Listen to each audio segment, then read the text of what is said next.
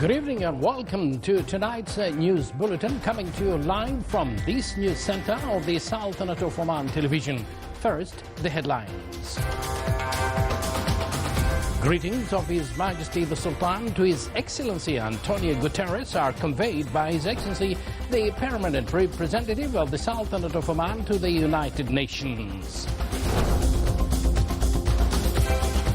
Her Highness the Honourable Lady, spouse of His Majesty the Sultan, is at the forefront of those welcoming the spouse of His Excellency the Egyptian President upon her arrival in the Sultanate of Oman on a private visit that will last for several days. And more than 30 Palestinians are martyred in an Israeli army shelling of Kamal Adwan Hospital and its surroundings in Jabalia, northern Gaza Strip.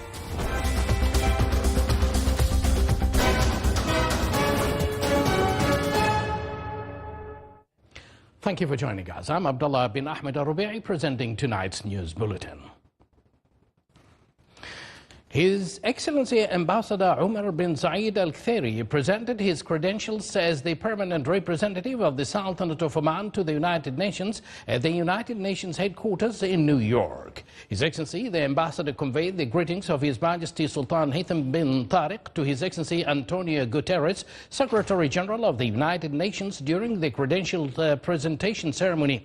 His Excellency, the Ambassador, praised the prominent role played by the United Nations in promoting international peace and security and achieving the goals of sustainable development, stressing the Sultanate of Oman's readiness to cooperate closely with the organization in all fields that serve international and regional issues. For his part, His Excellency the Secretary General of the United Nations praised the wisdom of His Majesty the Sultan and the keenness of the Sultanate of Oman to adopt dialogue as a means of resolving international issues and its support for all efforts for peace and stability.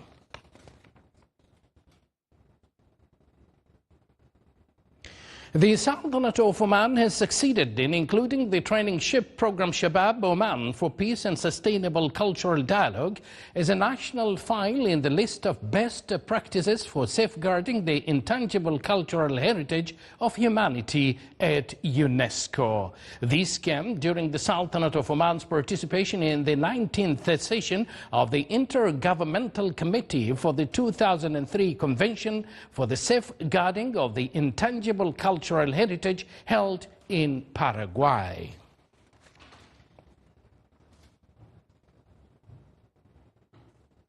Mrs. Intisar al-Sisi, spouse of His Excellency the President of the Arab Republic of Egypt, arrived in the country this evening on a private visit to the Sultanate of Oman that will last for several days. Her Highness, the Honourable Lady, spouse of His Majesty the Sultan, was at the forefront of those receiving the wife of His Excellency the Egyptian President and her accompanying delegation upon their arrival at the Royal Airport. Her Highness, the Honourable Lady, welcomed the guest and wished her and her accompanying delegation a successful visit and a pleasant stay.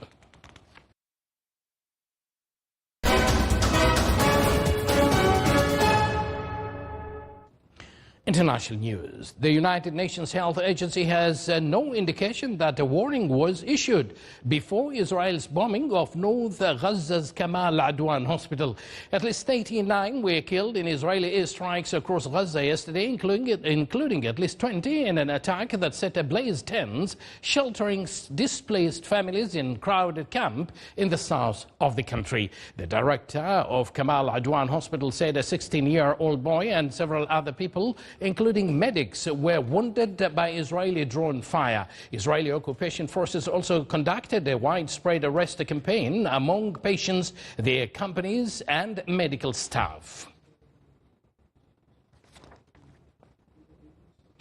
Lebanese authorities said Israeli raids hit two border crossings linking Lebanon to Syria. The raids targeted the Syrian side of the border from the Al-Arida crossing in northern Lebanon and the Josiah crossing in eastern Lebanon. Israel claimed that the airstrike aims to thwart the smuggling of weapons near the Syrian-Lebanese border. The two crossings constitute important access points to the Syrian province of Hims, where Syrian opposition militants are seeking to advance against government forces after they overran large areas in northern Syria. The foreign minister of Turkey, Iran and Russia will meet on Doha tomorrow to discuss the escalation in Syria. Meanwhile, Secretary General Antonio Guterres emphasized the urgent need for immediate humanitarian access to all civilians in need and a return to the United Nations facilitated political process to end the bloodshed in Syria. Yesterday, Guterres spoke to reporters in New York after his call with the president of Turkey, with whom he discussed the latest development in Syria. He said that after 14 years of conflict, it is high time for all parties to engage seriously with his special envoy for Syria to finally chart a new, inclusive and comprehensive approach to resolving these crises. Russia claimed to have destroyed over 100 Ukrainian drones in a number of regions over the past 24 hours, while Ukraine reported repelling multiple attacks from Russia, according to a report issued by two sides yesterday. The Russian Defense Ministry said in that it had repelled multiple Ukrainian offensive and launched counterattack in several regions, including Kharkiv, Avdiivka, Donetsk, Zaporizhzhia and Kherson. Similarly, the General Staff of the Ukrainian Armed Forces reported that as of yesterday afternoon, Ukrainian forces had engaged in 106 battles with Russian forces and continued to push back Russian offensive, inflicting heavy losses on Russian personnel and equipment. Ukrainian operations in Russia's Kursk regions were also still going on. You're watching the Sultanate of Oman television, and yet to come in our news bulletin. With local and Arab participation, the opening of the second edition of Al-Dhahira International Film Festival started.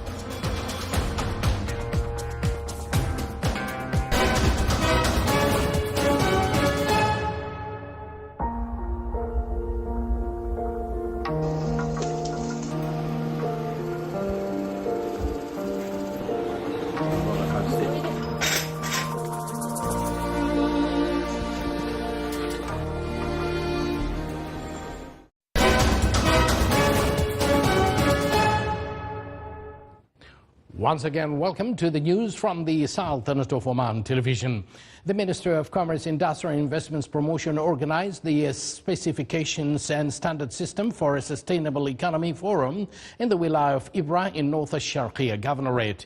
The forum reviewed the achievements of the system and future aspirations. The event was accompanied by the launch of a number of programs and initiatives in this regard. The opening of the forum was held under the auspices of His Excellency Dr. Saoud bin Hamoud Al-Habsi, Minister of Agriculture, Fisheries and Water Resources. Within its 20th batch, Dhofar University celebrated the graduation of 764 male and female graduates from the College of Arts and Applied Sciences and the College of Law, holding master's, bachelor's and diploma degrees. Dhofar University will also receive the first batch of students from the College of Medicine for the next academic year. The graduation ceremony was presided over by His Excellency Dr. Hilal bin Ali As-Sabti, Minister of Health.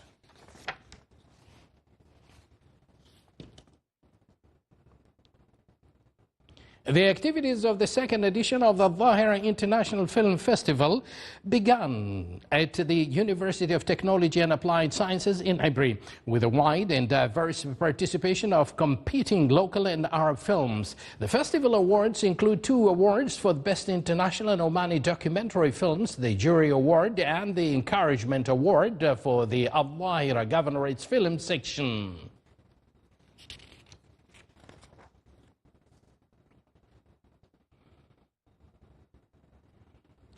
Sultan Qaboos University hosted the Lego Cup, engaging 300 school students in robotics and technological training, with the university students contributing as evaluators and collaborators. I was present at the event and I have this report.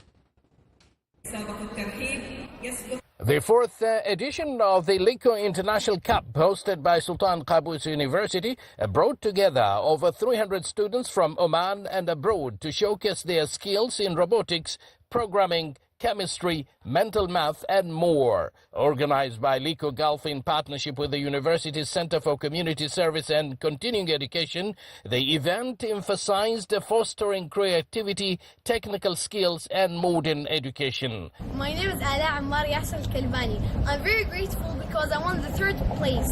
And I want to say a word. It's not about winning or losing. It's about having fun. And thank you, Sultan Qaboos University.